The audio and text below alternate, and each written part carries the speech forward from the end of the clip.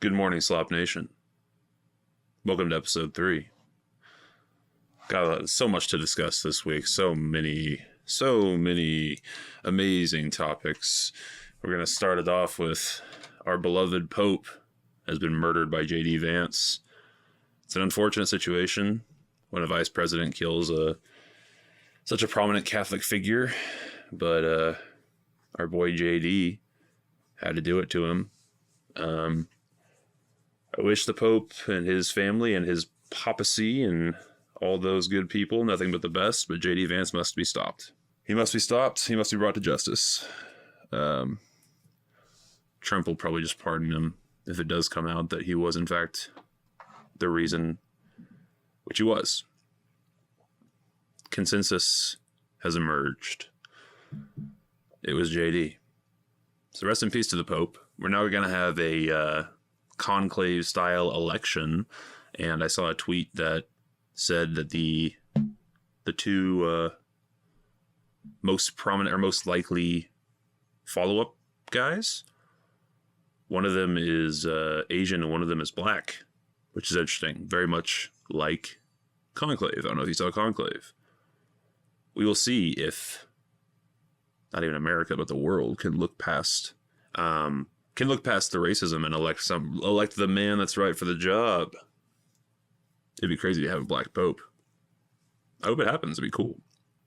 So yeah, JD, murderer, along with his other crimes. He killed the Pope, and that's a tough thing to see. If you're not aware, JD Vance met with Pope Francis like 2 days ago, 48 hours before his untimely demise. And he seemed to be in good health and good spirits at the time of the meeting. But then shortly thereafter, not so much. So, these things happen. That's what that's what politics is all about. Maybe JD wants the Asian guy. And he had to get him out of there. Had to get that Whitey out of there. Alternatively, another theory. I went to my first Catholic Mass Easter, the night before Easter. I was watching a friend get confirmed into the Catholic Church. It was very cool to see. My first Catholic anything, really, since I went to a Catholic funeral a couple years ago. But other than that, I grew up Methodist. Grew up as a hedonistic Methodist. And, Methodists are the chillest and the least hardcore of all the sects.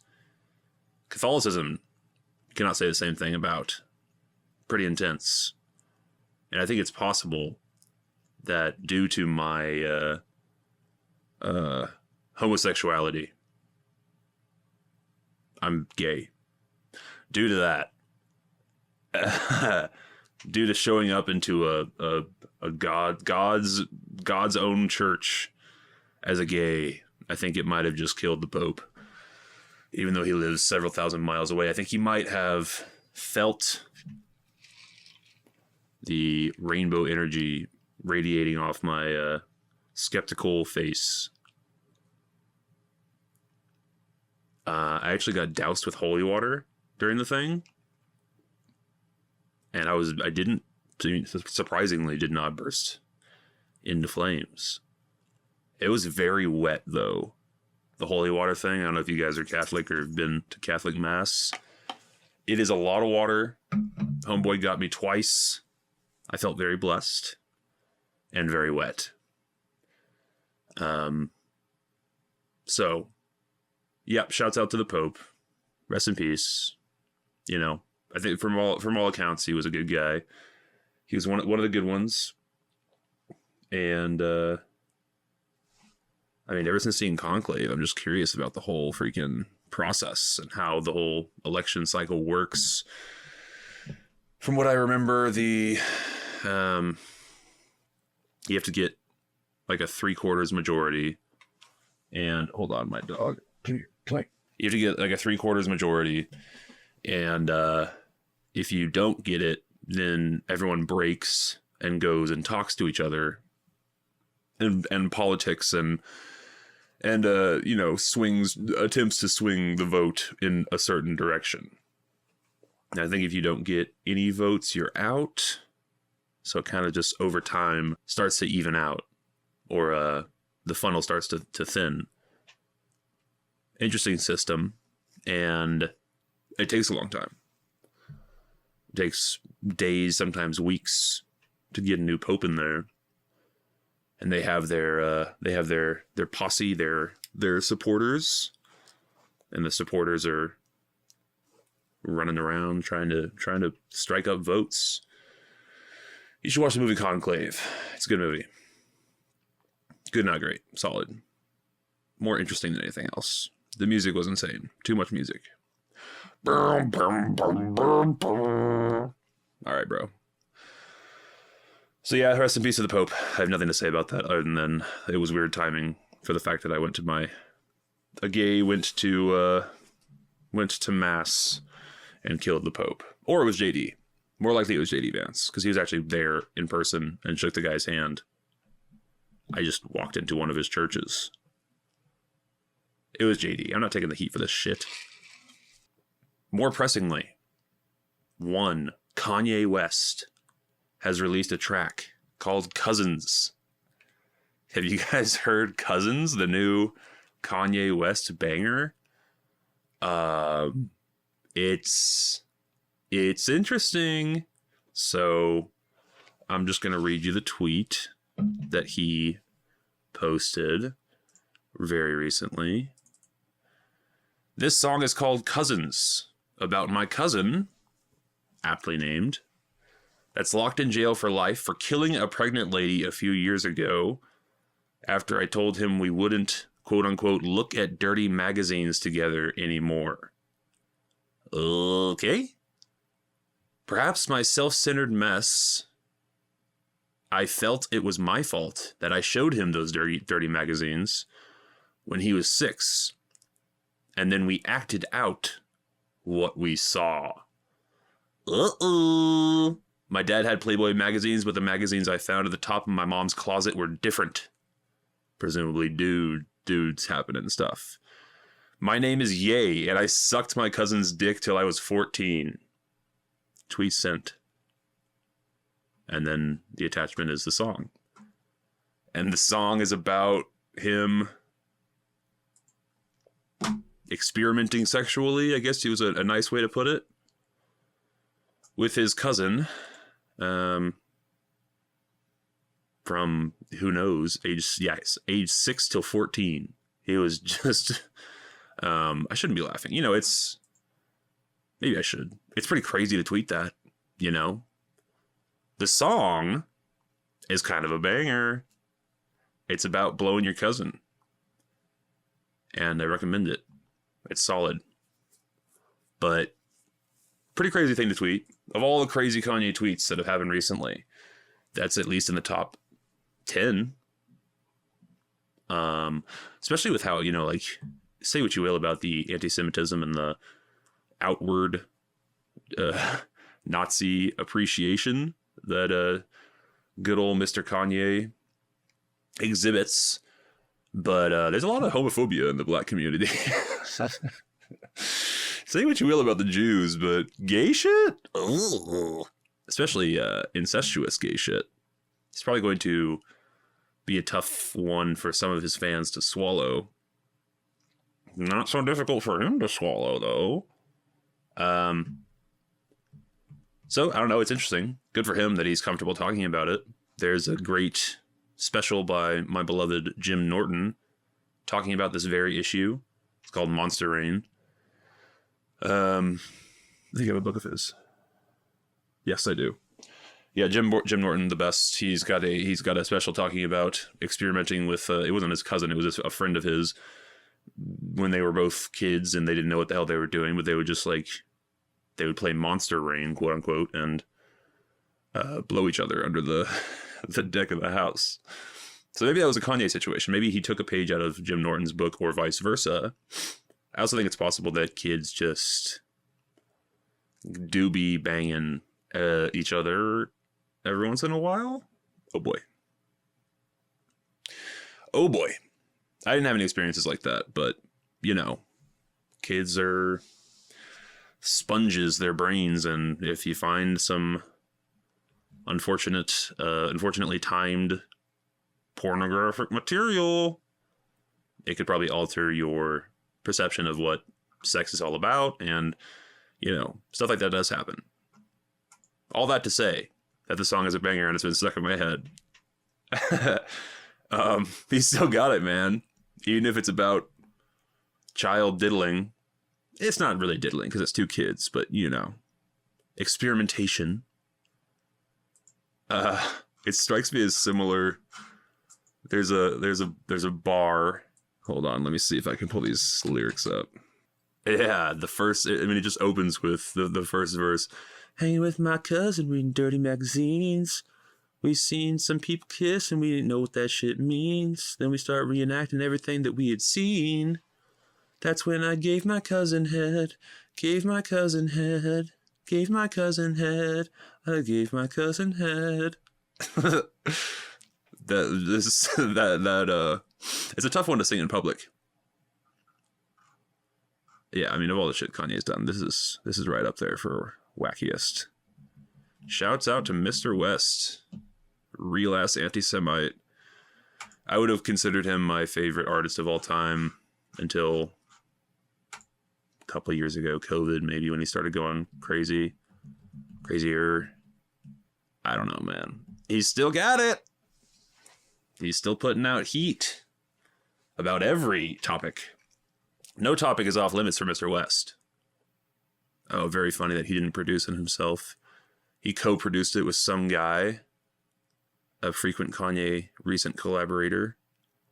Imagine being the producer for this song. Hey, I'd like to use your beat. Oh my God, Kanye's gonna use my beat? Yeah, it's a song called Cousins. Oh, it's like the cousin that stole your laptop or whatever from the Pablo era. Oh, it is the same guy, but it's not the same story. Yeah, so shouts out Kanye. He is a one of a kind, that guy. I really don't. I had to unfollow him on Twitter a couple months ago. I couldn't deal with. Every day, just the barrage of insanity I needed in my brain. So I unfollowed him, and stuff like that happens. You unfollow some people every once in a while. Did my gain just go down? You unfollow some people every once in a while, and then they drop something like this, and you're left out of the know until one of your followers retweets it with a shocked reaction face image, and then I'm like, ooh, what's all this about? That's how Twitter works. I gave my cousin head. I gave my cousin head. Shouts out Kanye. I really don't listen to your music much anymore, but I have been jamming this this Blow Your Cousin song. Pretty good. All right, moving right along. Katy Perry went to space with Jeff Bezos. She got a lot of backlash for that. Katy Perry has been falling off for the better part of a decade. Maybe that's not as gracious as possible. Maybe it's more like since COVID, she's really fallen off. But she was huge when I was in high school, roughly 10 years ago. Anyway, but she went to space. How do we get back in the headlines? How do we get back in the public's good graces? Well, what do we know? People are struggling to buy eggs and milk. They are uncertain about the future. They're terrified of the tariffs. It's really 100% about money. People hate Elon Musk, the space guy. I know what we should do. We should team up with this fucking lizard man, lizard Amazon man himself, and go to space. Surely that is the answer to the issue. So that obviously that was a controversy. She goes to space and people are like, what? This rich out of touch lady? What is she doing going to space? And I'm like, yeah, I guess. Maybe, but like, think about this. Had it been Charlie XCX that did this, I don't think anyone would have had a problem. Zero humans would say a negative word about it. It's just the fact that it's washed up ass Katy Perry who goes to space. I was also, it's a crazy thing, and you always hear about space travel eventually being feasible, or at least commercial space travel for the fun of it. Like if you have the money, you could do space, right? And it's not going to be fucking NASA that's going to send you up there. It's going to be one of these billionaires because they're interested in commercializing the whole process. So I do, there is that hope or that eventuality that it might happen that way. Until I read this fucking thing, and she was up there for 11 minutes. 11 minutes, bro? Wouldn't you, like, when you picture this as a kid, even if you're just flying around the atmosphere, or excuse me, right side of if you're circling Earth, wouldn't you have expected it to be like a few hours at least? I mean, I pictured like a month, but I get that being unrealistic. 11 minutes? I know some fucking Disney World rides that are longer than that shit. 11 minutes is nuts. And way too short. Like, why is there has to be some science and some reasoning that I'm not privy to. But it just seems to me that any length of time would make sense and be appealing, except for 11 minutes. And then she gets out when they touch back on the ground, and she gets out and like kisses the earth. And I'm like, girl, yeah. Cut to me at Six Flags after getting off the Titan, sprinting off as fast as possible and smooching the ground. I said earlier that I know some Disney World rides that are longer than 11 minutes, but that's unfortunately not the case. I've never been to Disney World. My parents didn't love me.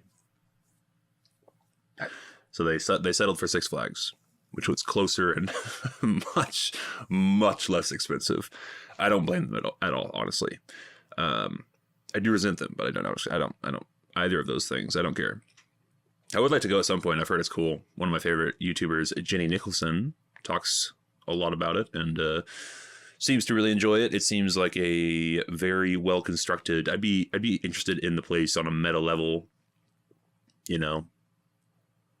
How does a place like this become? How does a place like this exist?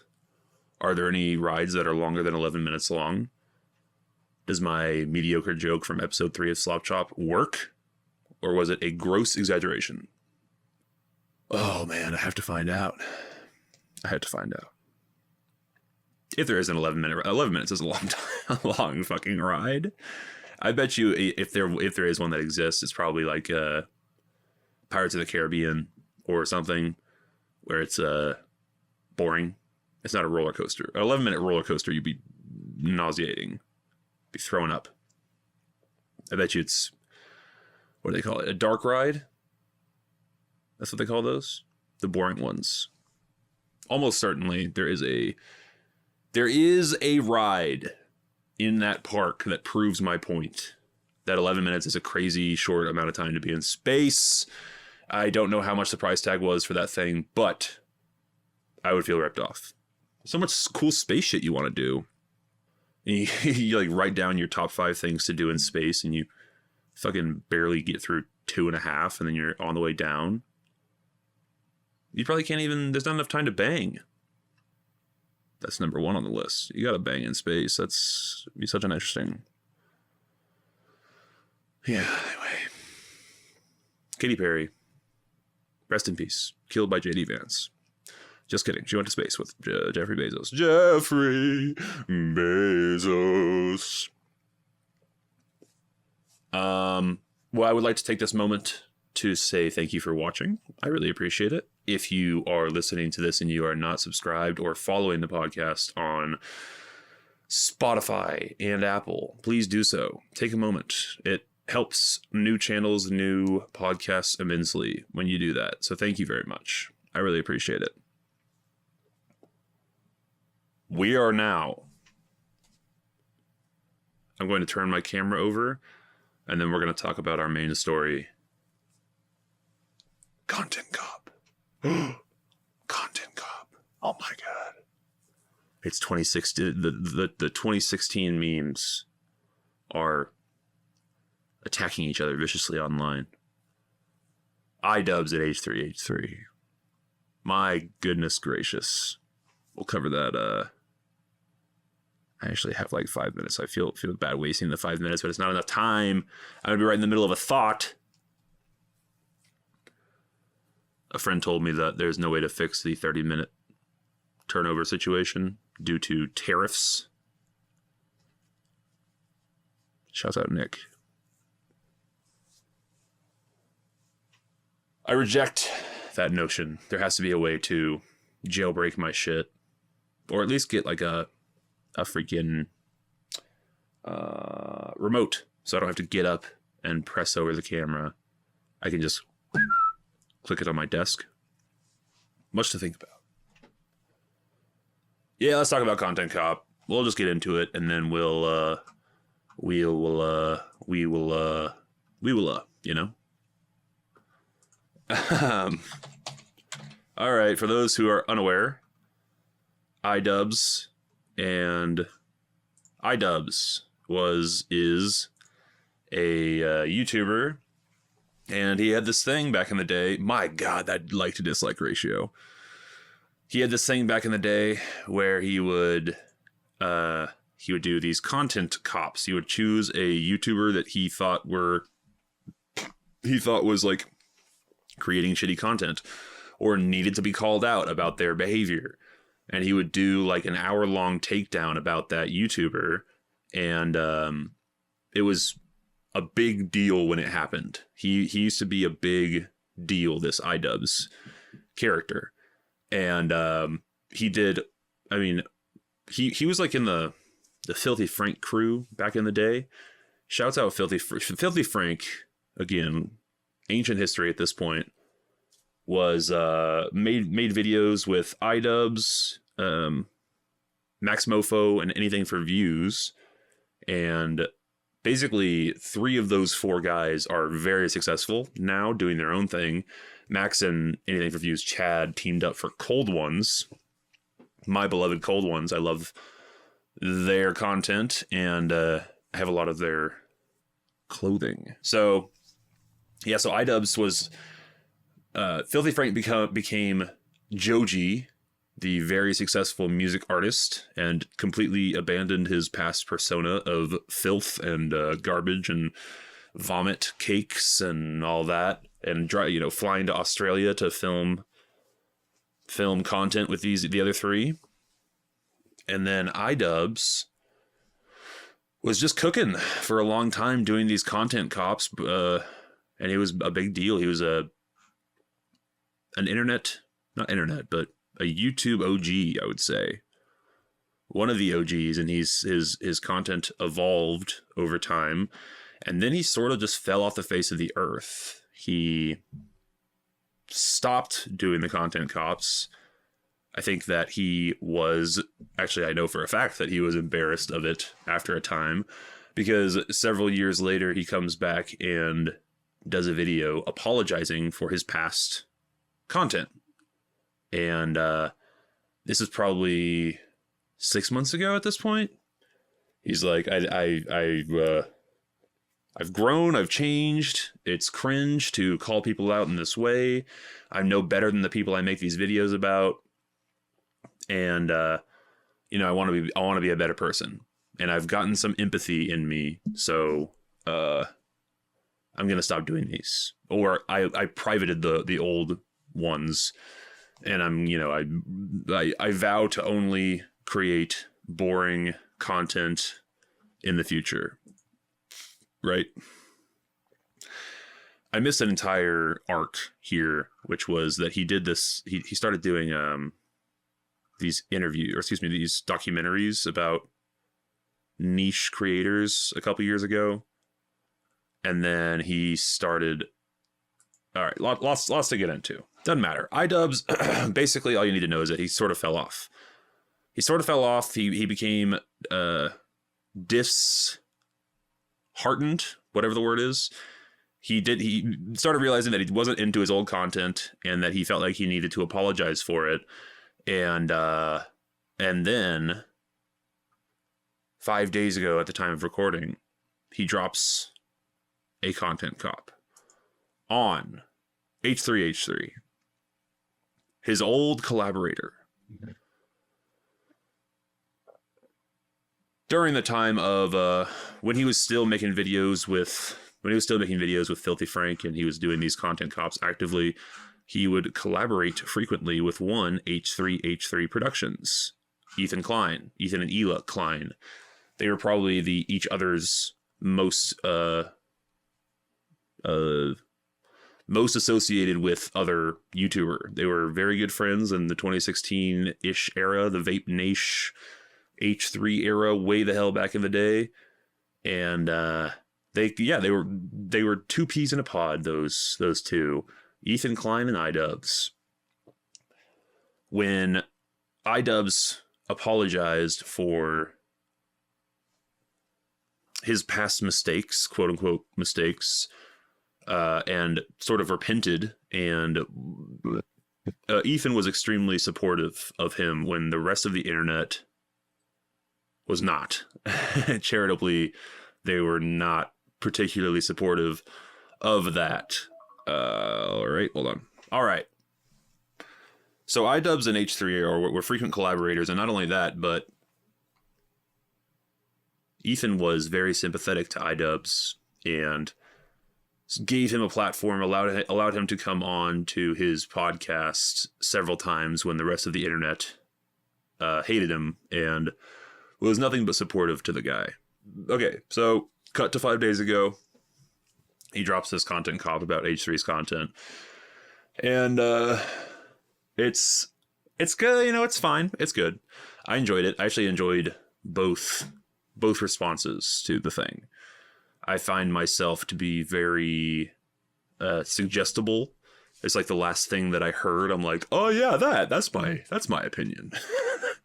So when I watched the iDubbbz thing, I was like, okay, you know what? He made some good points. You know, Ethan is sort of this purveyor of. He's a big inspiration for this show. To be perfectly honest, I was talking to my brother about this. I'm a big fan of Ethan and Ela. I have been for a long time. Keen-eyed viewers will recognize what I'm wearing, where I stand in this beef. So Ethan and Ela, just generally speaking, mean much more to me than iDubbbz does. I think they're a very inspiring pair, and I like basically. If you don't know the format of the H3 podcast, they do 4 episodes a week, three public and 1 for basically Patreon members. I don't watch the show very much, but because it's fucking 4 hours long and it's four times a week, I'm like, brother, or 3 times a week.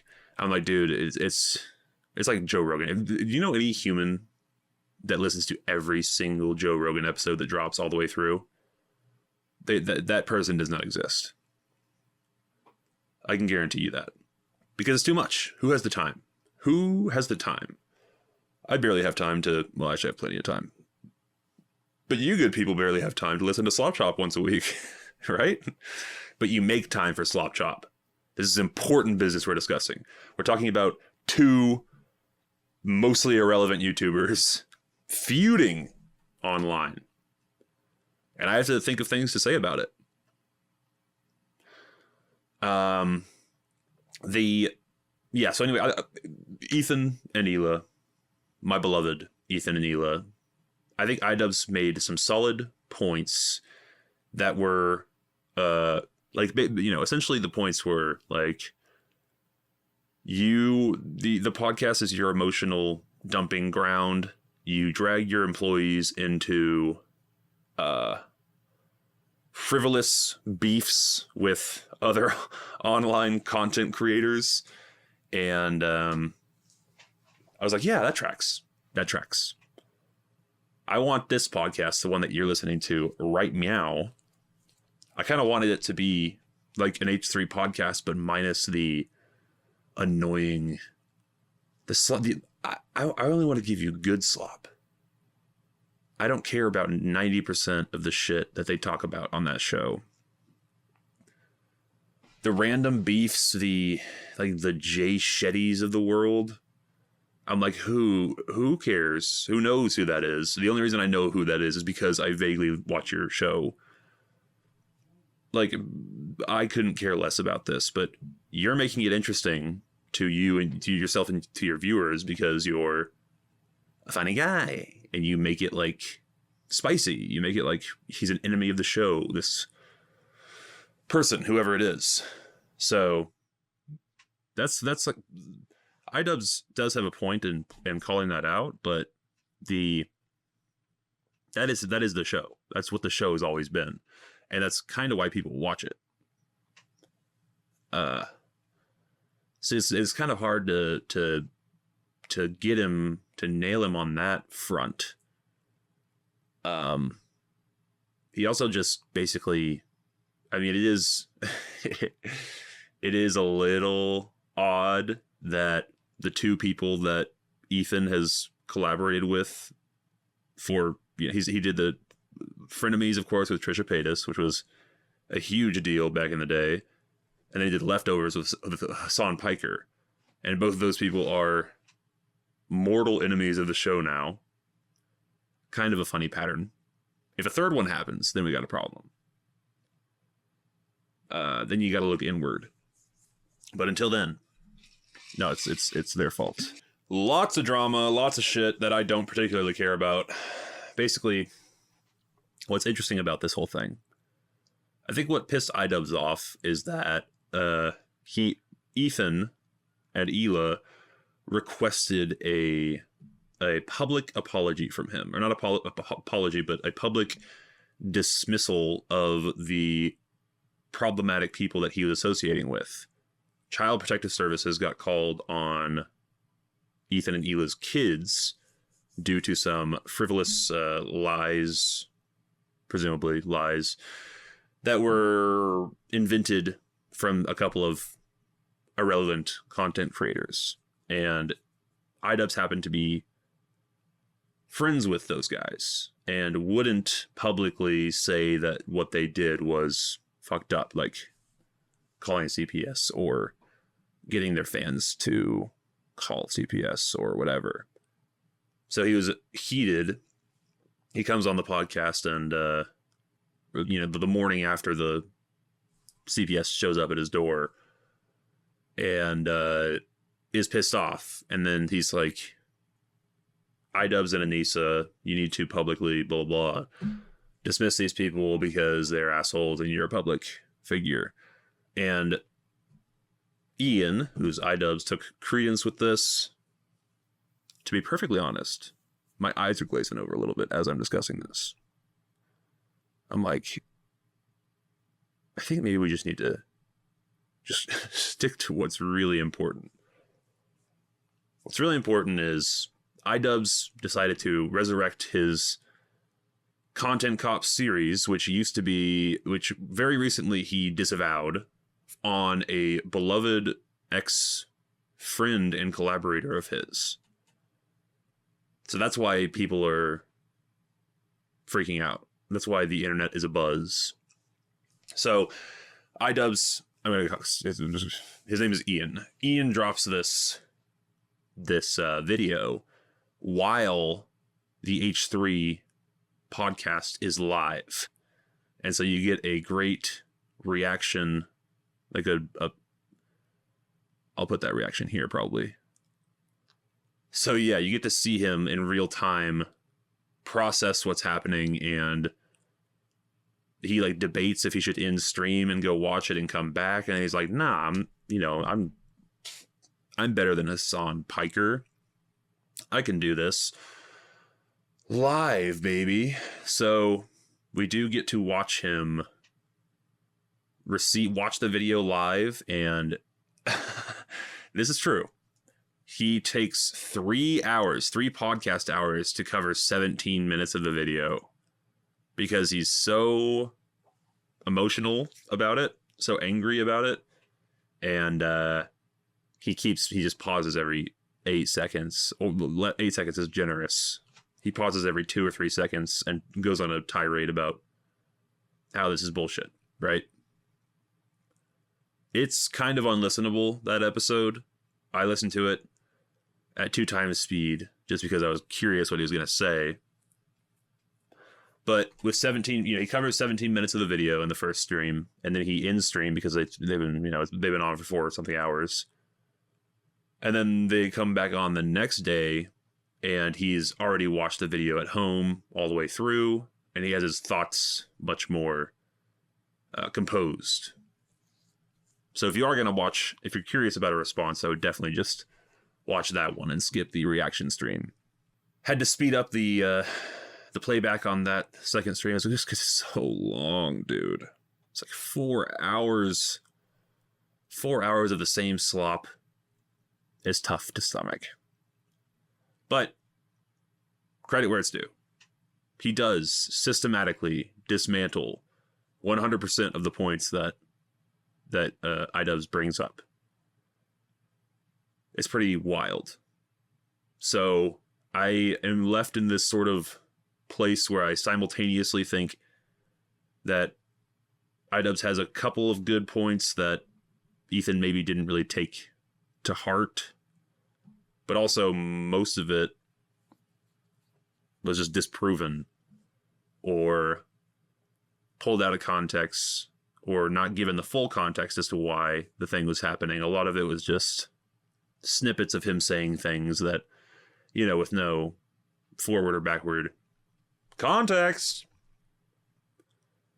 So anyway, the first stream is infuriating to watch, and because I'll do this, I'd seen the video, I watched the video, and then I went in and watched Ethan's reaction stream, and I knew what was coming up in the video, and so he would pause and then go on a tirade about something that Ian was going to bring up in the video, but Ethan didn't know that because he's pausing. Anyway, it's honestly just wild, and I don't really have a whole lot. I don't have a spicy take. I have a mild-mannered, semi-bored retelling of pertinent events. That's essentially what I've done here. So honestly, it's just wild. Shouts out Ethan and Hila. They're still my people. Still very much enjoy their whole shtick. I love Teddy Fresh. And I would love to see a response from iDubbbz. If iDubbbz goes back and watches Ethan's response, I would recommend a 1.75 speed at least, my friend, if you do that. But if he does that, I would love to see a part 2 where he either digs deeper or pulls back on a lot of that stuff. That would be interesting. That would be interesting. But that's Content Cop, man. It is iDubbbz's most viewed video in quite some time. Quite some time. I mean, literal years. Literal years. Yeah, no one's gotten anywhere close. The last video he hit above 1 million was called I Miss the Old iDubbbz, and then talking about another drama. People love drama, man. People love drama. Myself included. I'm no better than these people. Cut to me in an iDubbbz apology video. 6 million views in 5 days, more than 1 million views a day. Pretty impressive stuff. But I think a lot of it was unwarranted, unfounded, and generally in bad taste. So that sucks, you know. It's weird. It's a weird thing to do to your old friend and collaborator. It did work view-wise, but it's a pretty shitty thing to do, probably. So, yeah, shouts out iDubbbz, shouts out Ethan and Eula. Okay. Cards on the table.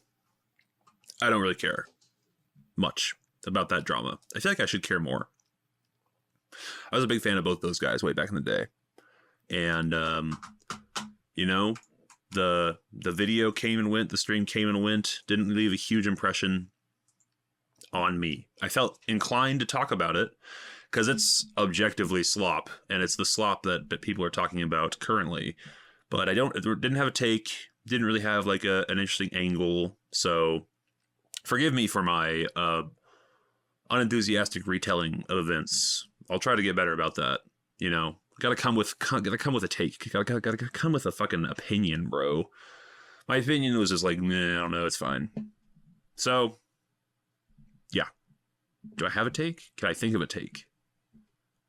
Here's my take. I do think Ethan can be annoying. I love him anyway. I don't watch the show for that reason. I do think he can be annoying. I do love him. But he gets really in the weeds about shit that I don't care about. I used to watch the podcast pretty frequently. He gets super in the weeds about stuff that I don't give a shit about. And I would like this show to be less that and more jokes.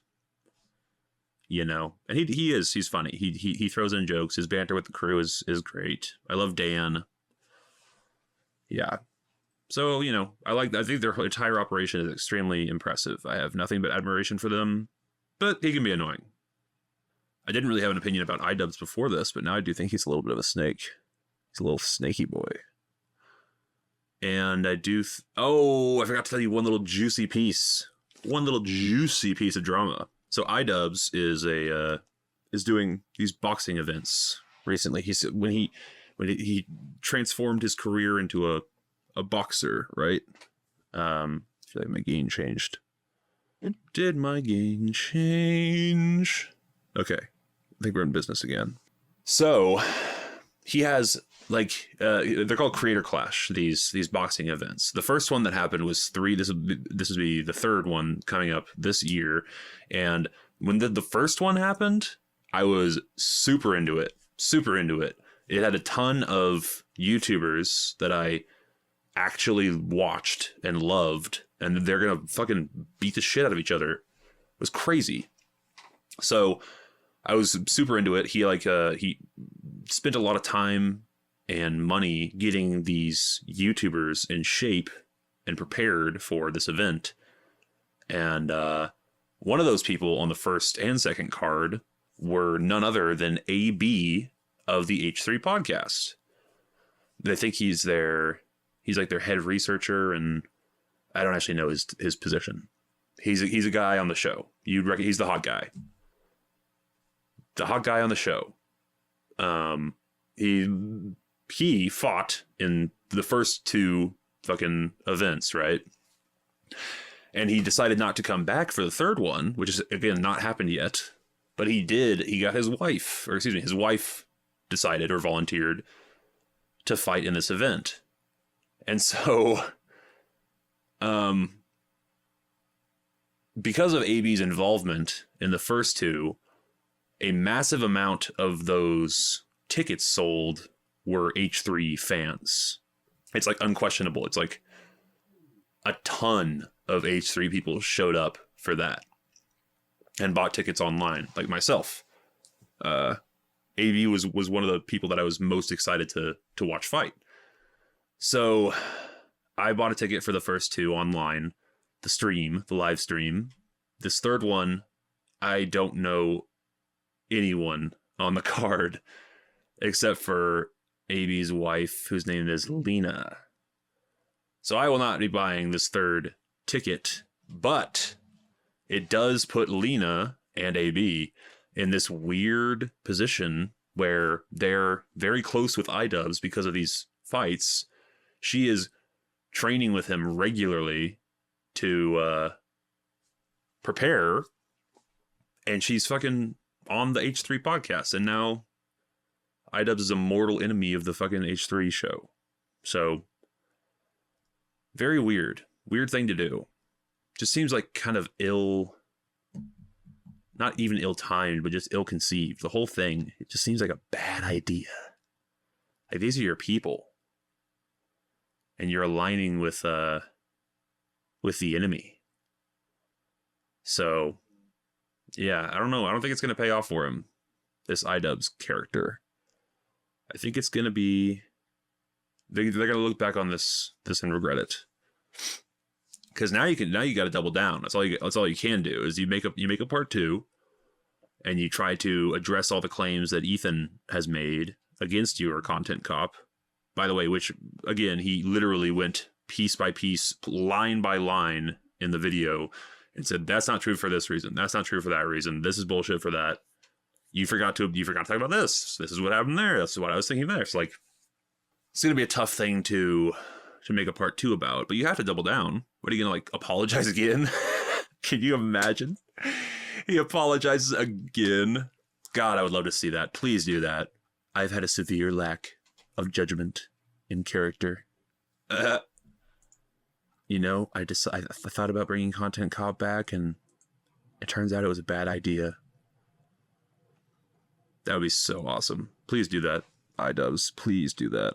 I would be remiss to not mention the like to dislike ratio on his Content Cop video. It's less than half likes to dislikes. It's 350k up, 452k down. A very funny comment, top YouTube commenter. This video makes me realize maybe I'm not as chronically online as most people. Since the last Content Cop, I've gotten 2 degrees and had 3 children. Pretty funny. So I am curious about the like to dislike for...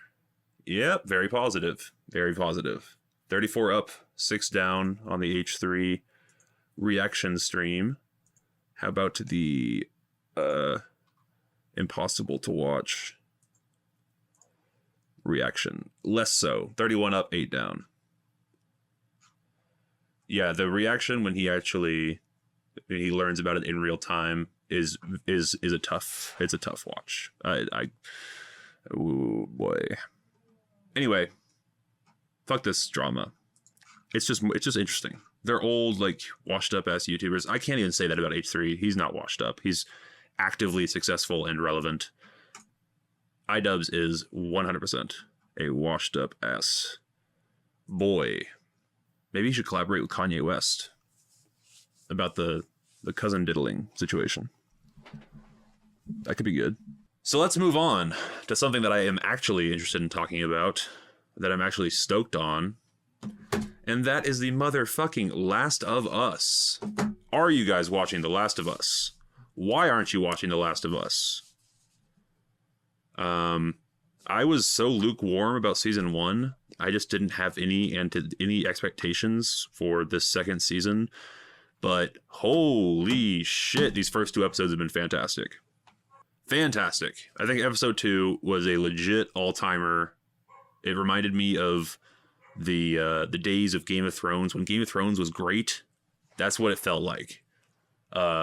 Just really, really impressive. Large-scale sort of battle spoilery situation happening. And also some, like, devastating emotional shit going down. It's very Game of Thrones. And it had Pedro Pascal.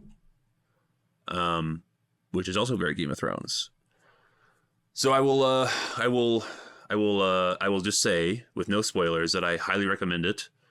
And if you were lukewarm about season 1, just like I was, I would give season 2 a shot, because I have been very impressed with these first 2 episodes. Yeah, especially if you don't know what's going to happen.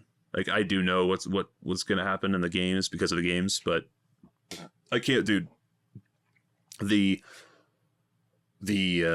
insanity of that second episode is probably, there's got to be like a fucking similar to like a Red Wedding reactions on YouTube for people who didn't know what was coming. I would love to see that. So now let's get into spoilers. Skip ahead if you don't want spoilers. Time codes in the comments. They're in the comments. Oh, I gotta say what MKBHD always does. And you can skip ahead. The time codes are in the description. Right below. Fuck. See, I stumbled over it. It's gonna take practice. And the time codes are in the comments. Oh, fuck. They're not in the comments. They're in the description. Shit. I woke up my dog with that. No, it's fine. Yeah, they're in the description. Right below the like button. That's what Marcus Brownlee always says. Always makes me laugh. Right below the like button. So, yeah, dude. Okay, spoilers. We all knew Joel. We all knew that Joel was gonna die. If you play the games, you knew it was coming. And I just didn't expect it to happen this early. It also happens very early in the game. And it seems to me like they're following the game pretty closely. I'm really looking forward to see what they do with the structure of the thing. But dude, that fucking battle? Are you shitting me? That was not in the game. In an excellent addition. That was very similar again to like the white, the long night, the one episode battle between the White Walkers and Winterfell, which was disappointing in hindsight, but you know, it does feel pretty impressive, epic while you're watching it. Very similar to that vibe. Incredible practical work, blown away by the zombie makeup. I thought the whole Abby chase thing was really impressive. Or she falls down the mountain, and then suddenly you see the zombies like peeking up out of the snow, and they set up that they're using their own dead to insulate themselves from the snow. So then just suddenly there's like it's like Dune for a second, like a sandworm, but it's just hundreds of fucking zombies. Abby starts taking off. Zombies are chasing her through the snow. That shit's crazy. And then she does the thing where she's crawling underneath the fence, which is straight out of the game. Lots of stuff straight out of the game. Very impressive. Very well done. And yeah, dude, I thought it was interesting that a diversion from the game that I thought was interesting is in Last of Us 2, the game, Joel is with Tommy when this is happening. Oh, that's why they did that, because Tommy had to be at the place defending it, right? So that's why they did that. And also, Tommy's going to be a bigger character later, so they're setting him up much more than they did in the game, honestly. That's honestly a good choice. Yeah, they're showing what that man can do with a sniper rifle. But dude, yeah, so good pairing. I like that they have Joel with Dina, and they have Tommy back at home base defending from the Horde. What a fucking episode, dude. It's like you're on the edge of your seat the entire time. It's fucking wild. That whole battle, I love the first thing they see is the storm in the distance, and it holds on it for a few seconds. They're like, is that gonna be a problem? They're like, nah, it'll stay in the mountains, it's fine. And it just holds on the storm for a couple of seconds, like this foreboding, like, oh fuck. Dude, yeah, so impressive the whole thing, just a fucking pressure cooker, and you know something's going down, and you're waiting for that other shoe to drop, and even as someone who knew what was going to happen with Joel, I was still on the edge of my seat holding my tits, and like you do, and yeah, dude, it just blown the fuck away. Very impressed. couple of like small changes that I thought were odd. In the game, Joel gets killed in this basement, and you play as Ellie. You walk into the house, and you're like, "What is that sound?" And you just hear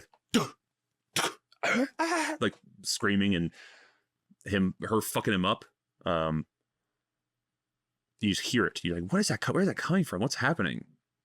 And then you walk down this staircase, and it's like this narrow ass staircase. It looks like you're walking into hell. That's the visual metaphor, right? Walking down in your as you keep hearing this torture happening. That seems like a good visual sort of motif, and for whatever reason they just do the opposite in the show. She walks up the stairs into like this brightly lit fucking foyer. And I'm like, a basement is much more it's much more like fucking grimy and shitty and hell like. Why'd you do it in a fucking living room? Weird choice. An interesting choice, I thought, was that they made Abby less of a bitch, less of an evil, which I guess you have to if you want the redemption arc situation. So yeah, we'll see. I think they're doing just really great work over there at Max, and I can't wait to see what's next. I usually avoid the previews for next episode on The Last of Us, but I was curious, so I watched it, and there's this great shot of Ellie waking up in the hospital, and she's like, she starts screaming. That's good stuff. But yeah, rip to Joel. Excellent death scene. That was another change. In the game, the actual death blow, she fucking beats him over the head with the golf club. And in this one, she stabs him on the neck. Which is like a quieter, kind of a more like intimate kill, maybe. Less brutal. So I think they're toning down the brutality, and I wonder if people hate Abby like they're supposed to at this point. Maybe.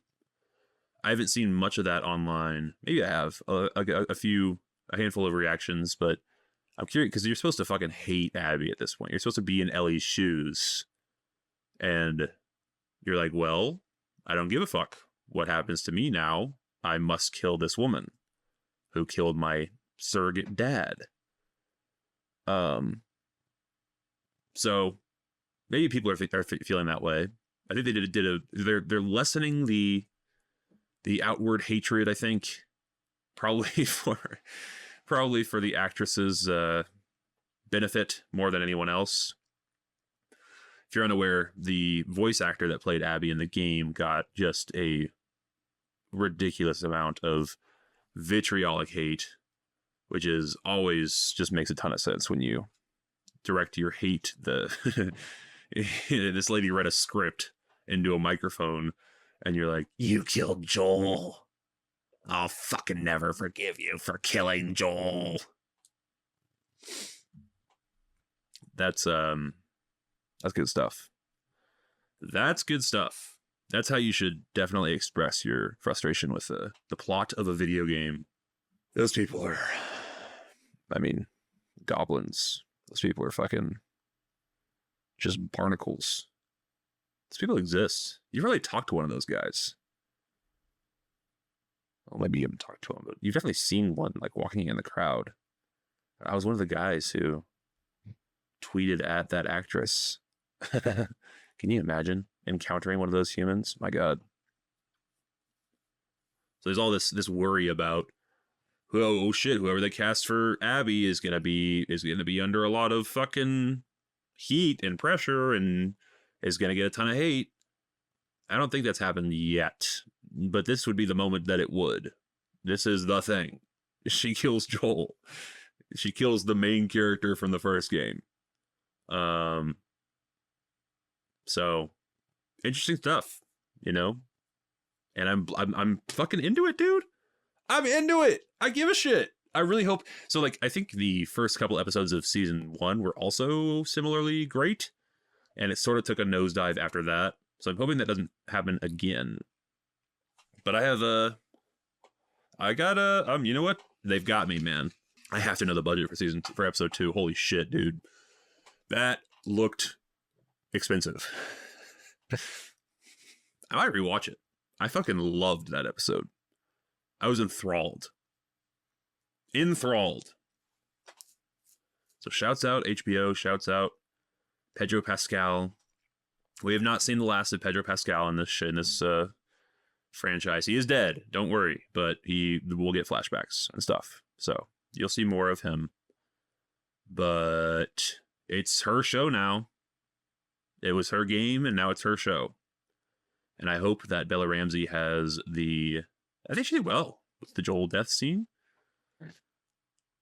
But now she's got to turn into like a fucking mean, vengeful, hateful person. So I'm hoping that we get that. Hoping that she pulls it off. Here's hoping.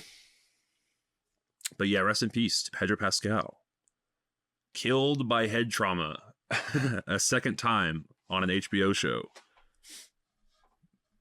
But I think this was a legitimate game, like peak Game of Thrones tier quality episode. I was blown away. I loved it. And if you listen to me talk about it and you haven't seen it, what the fuck are you doing, bro? You should have skipped it. You should have gone to the thing below the like button and skipped ahead. It sucks that you did that, bro. Oh, you know what's going to suck? Here's my prediction. Prediction time. This, I just, they have to do this. I'm almost certain they're going to do this. In the intro, when the fucking, the fungus makes the two people standing, it's Joel and Ellie, you know next episode is just going to be her. You know it. It's going to be a sad sight to see.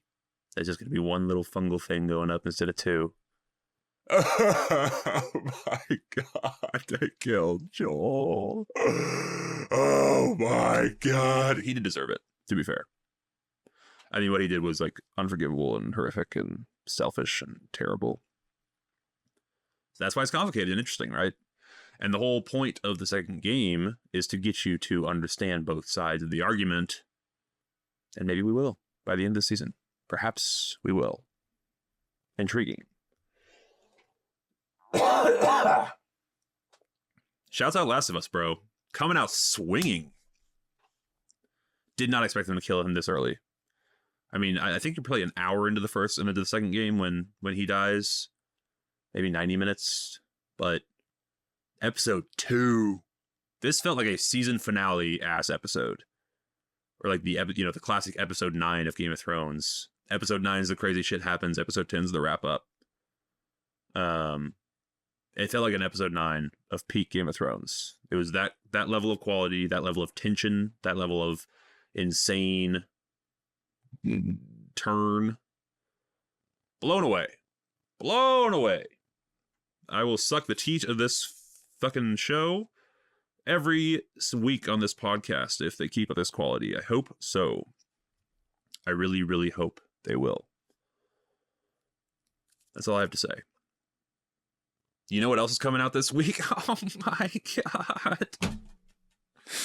My beloved Andor is back. Oh my god, I cannot wait.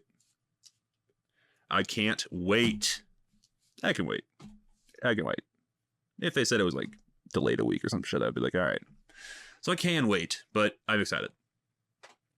And the first season of Andor is absolutely fantastic.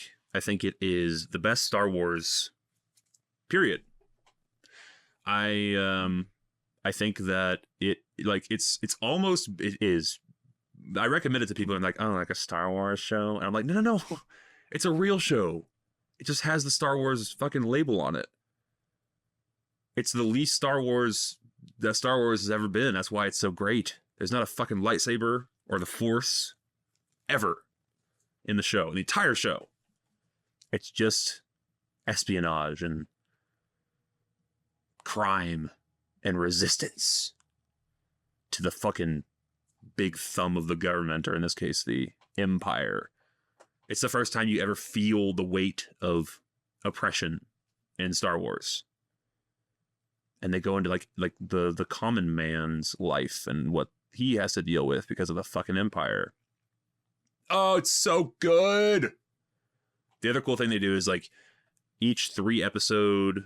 I think they're doing this again because on Tuesday they're releasing 3 episodes of Andor, the first 3 of the season. And I think they're gonna do that every week. 3, 3, 3, 3. I think that's how it works. And I'm assuming it's going to be the same sort of structure where I always tell people if they're going to start Andor, try to watch the first 3 episodes in the same sitting if you can. I know it's a tough ask, but it's one arc. The first 3 episodes are an arc, the second 3 are an arc, the third 3 are an arc. And presumably that's what's going to happen this time too. I love the first season so much, I can't put my finger on my favorite one of the 3.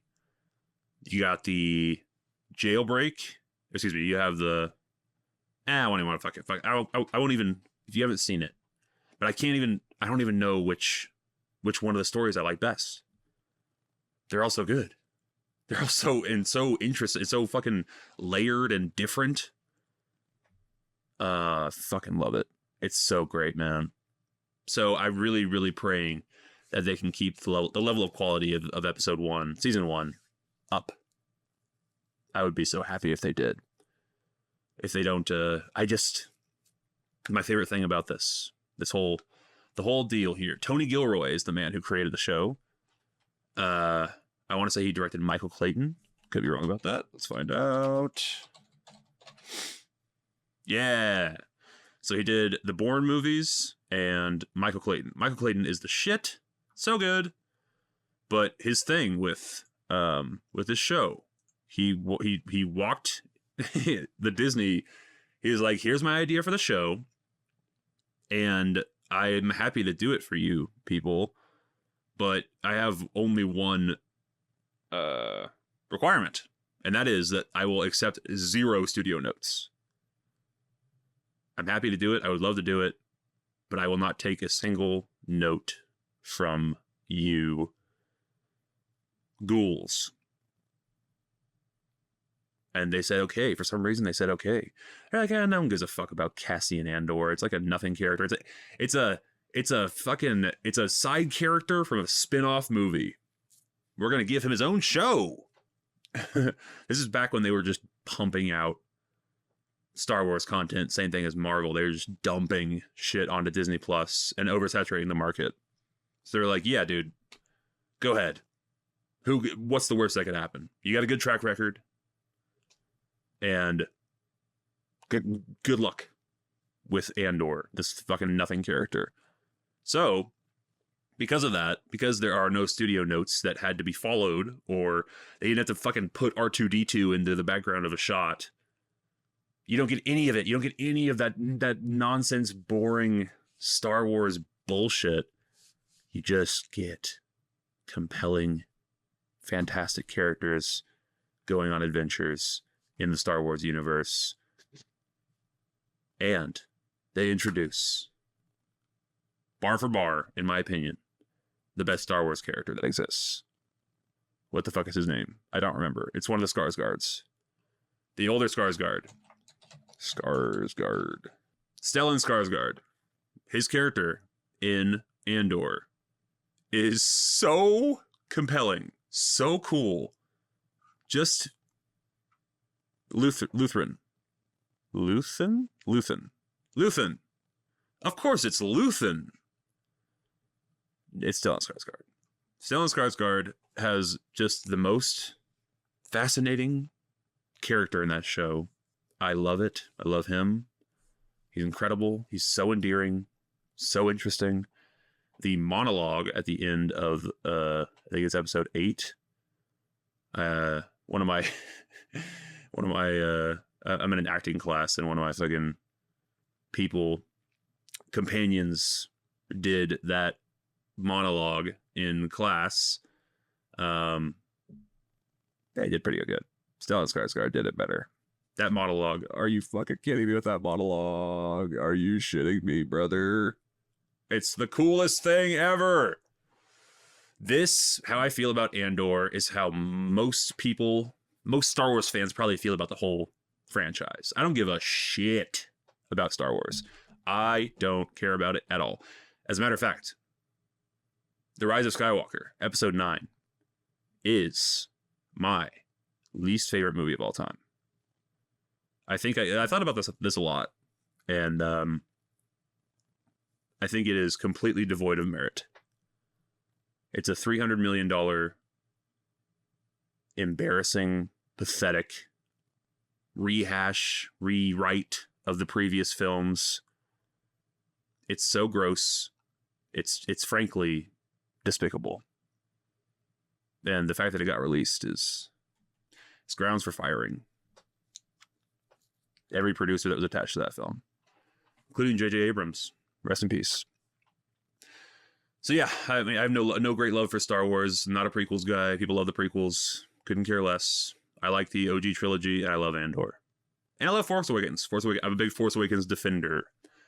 So less than half, 1, 2, 3, 4 of the, less than half of the films I go to bat for, and only one of the shows. I don't care about any of the other shows. I watched Obi-Wan. It was bad. I watched The Mandalorian. Season 1 was solid, good, even. And then I lost interest. But Andor, I've seen like 3 fucking times. I love it so much. My wonderful brother got me the 4K Steelbook. It's on my shelf just behind the camera. Shouts out Andor. Really looking forward to it. Can't wait. I can wait. Like, yeah. Oh, yeah. I can't wait. Okay. I can't. If I don't get it tonight, I'm going to kill myself.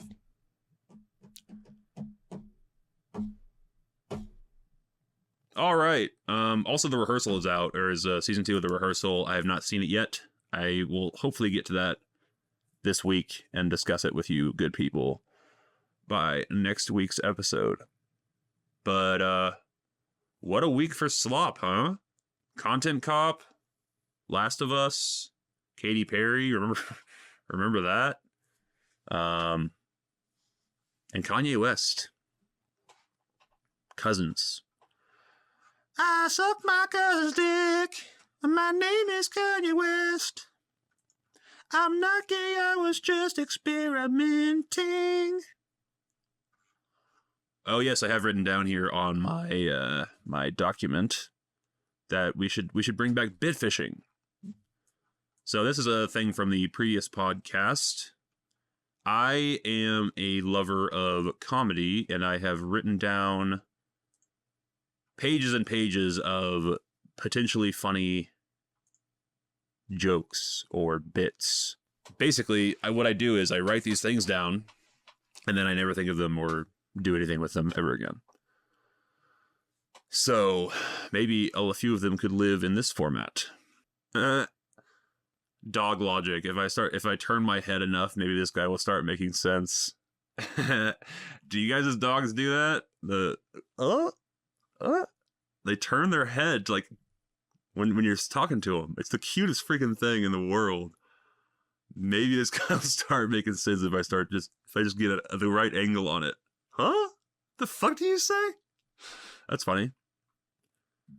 I'm a simple man. When I simple, I man. That's kind of nothing. Uh-oh. Nah, I'm not answering that call. So this is not kosher at all. You guys know Dance with the Devil?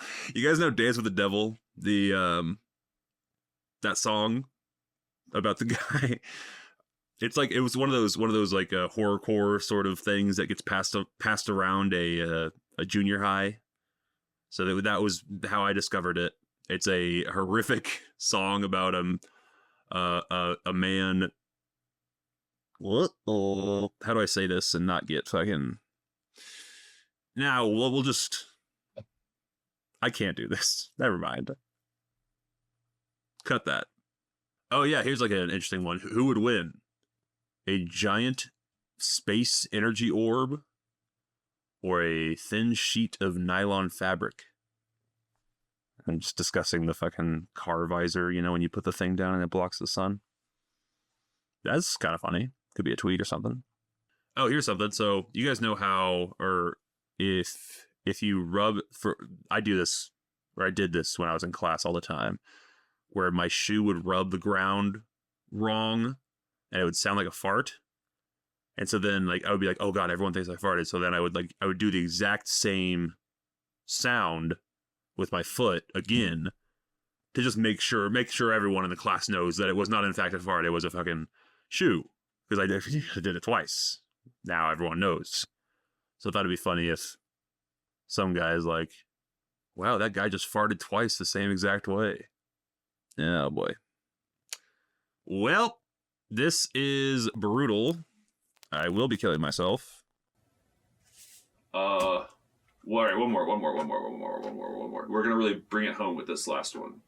Again, these are just fucking ideas. These are just like little things that I think of. It doesn't have to be. These are not fleshed out. All right, that's the beauty of bit fishing. And it's something maybe if I say it out loud here, maybe it'll be a thing at some point. You know? Okay, this could be something. You guys know the Chick-fil-A ads, how it's the cow writing in shitty black lettering and he's like, eat more chicken, right? That, when you think about it, is a pretty dark premise for a corporate ad. The cow is writing eat more chicken because the cow doesn't want you to eat any more of his brethren. Right? So I figured there's at least one guy who saw that ad, did the legwork of the thinking about it, and then converted to veganism. Chick-fil-A cow ad to vegan pipeline. Has to have happened at least once. Okay, that was fine. Mediocre, fine. Alright, I think about half of these are gonna get cut. Yeah, shit, man. And the ones that remain are still not gonna be great. Anywho, I appreciate you good people. I love you very much. Thank you for listening to Slop Chop. I forgot to mention my friend Jake Kennedy, has been on Kill Tony now twice. Love you, Jake. I'm happy for you. He did a minute, got his bucket pulled. There it is. Okay. Jim Norton and Tony Caruso, Kill Tony 705. And my beloved Jake Kennedy. Let me give you a time code. Jake Kennedy. This is the craziest shit ever. I was so blown away when my boy got his name pulled. He's been signing up constantly. All right, here we go. At around 40 minutes exactly in Kill Tony 705 is when his set happens. Not the strongest minute, but he's not a comedian. He's a musician. And so Tony's like, what do you do for a living? He's like, I'm a professional violinist. And he's like, where's your violin right now? He's like, it's at home, like 2 blocks from here. Can you get it and bring it back by the end of the show? Because we'll let you close out the show with your violin. So that happens. It's unreal. And then at 1:48:45 is when the violins situation happens. So cool. And after the violin thing, Tony says, we're going to have you on some more episodes playing violin. And this most recent ep, 714 with Louis J. Gomez and Lemaire from MSSP. Oh my god, I gotta wrap it up.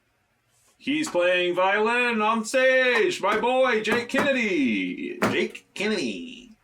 I'm so happy for him. I love you, Jake. If you're listening to this, he's not listening. But I love him. He's my sweet baby boy. And I'm so proud. With that, thank you, Sloppers. It means the world. We'll see you next week. Much love.